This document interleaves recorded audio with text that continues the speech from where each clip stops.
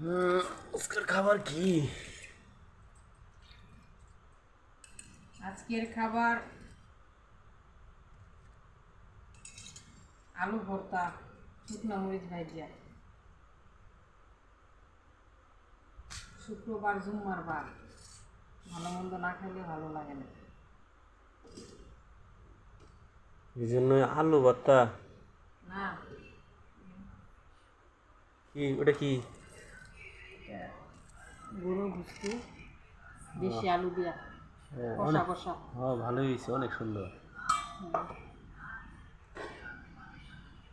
আর আর হলো শুকনো মরিচ ভাজা, আলু ভর্তা ভালোই তো। আর লেবু। দেখি, লেবু লেবুর তো অনেক সেন্ট। এই যে ভাত। রাত্রে খাবার। বারেন